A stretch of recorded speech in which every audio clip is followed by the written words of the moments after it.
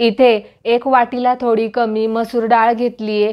तर मसूर डाळ ही ॲसिडिटी करत नाही, त्यामुळे टिफिनसाठी ही भाजी उत्तम आहे आणि झटपट होणारी। मसूर डाळ 2 पाण्यात स्वच्छ चोळून धुवून गरम पाण्यात भिजवून ठेवायची, म्हणजे ती पटकन भिजते। 1 तुकडा सुक्या खोबऱ्याचे काप, 8-9 लसूण पाकळ्या, 1 इंचभर आल्याचे मिक्सरमध्ये असे बारीक वाटून मसाला तयार करून घ्या। 1.5 पळी तेल गरम झाले, 1 चमचा जिरे मोहरी घालायचे, 1 मोठा कांदा असा चिरून घालायचा। या भाजीला कांदा थोडा जास्त लागतो। यात 4 ते 5 कढीपत्त्याची पाने घालून 1 हिरवी मिरची घालायची। कांद्याला सोनेरी रंग आल्यावर मिक्सरमध्ये वाटलेला लसूण खोबऱ्याचा मसाला घालायचा। गॅस हा मंद आचेवर ठेवा, मसाला करपणार नाही। करपलेल्या मसाल्यातील भाजी चवीला छान लागत नाही। अर्धा चमचा लाल तिखट, 1 चमचा घरचा कांदा लसूण मसाला, अगदी मोजकी म्हणजे पाव चमचा हळद घालायची। आता हे मसाले व्यवस्थित भाजले आहेत। धुतलेल्या डाळीतील पाणी काढून घेतले। डाळ पहा अशी छान भिजली आहे, अगदी मोकळी मोकळी। या मसाल्यामध्ये धुतलेली डाळ घालायची।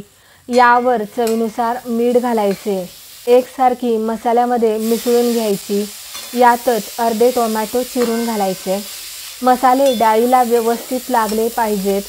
3 ते 4 मिनिट जास्त ते मध्यम आचेवर हिला चांगले परतून घ्यायचे। हिला खमंग वास यायला लागल्यावर परतलेल्या डाळीमध्ये गरम पाणी ओतायचे। गरम पाण्यात ही डाळ पटकन शिजते। इथे मला अर्धा कप पाणी लागले आहे। आता मंद आचेवर गॅस ठेवून यावर झाकण ठेवून हिला शिजवूया।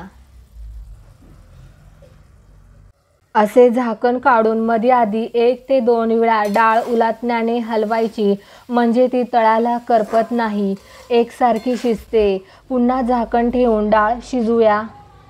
मंद आचेवर 10 मिनिटे झाले आहेत। डाळ एकदा उलटण्याने अशी एकसारखी करायची।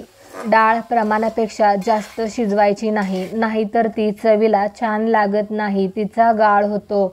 डाळ पहा अशी दाबली की ती सहज लगेच तुटते। डाळ परफेक्ट शिजली आहे। डाळ शेवटपर्यंत अख्खीच राहिली पाहिजे। शेवटी भरपूर कोथिंबीर टाकून डाळ टिफिनमध्ये सर्व्ह करूया। ही डाळ इतर डाळींप्रमाणे रात्रभर भिजत घालण्याची गरज नाही, पटकन शिजते। यासोबत तुम्ही वरतून लिंबू पिळू शकता। अगदी झटपट होणारी टिफिन रेसिपी आहे। डाळ टिफिनमध्ये भरल्यावर झाकण लगेच बंद करायचे नाही, तर तिला थोडे थंड होऊ द्या। नंतर डब्याचे झाकण लावा, नाहीतर गरम डाळीमुळे डब्याला पाणी सुटते। ही एक महत्त्वाची टीप आहे। रेसिपी नक्की ट्राय करा। कशी वाटली ते कमेंट करा।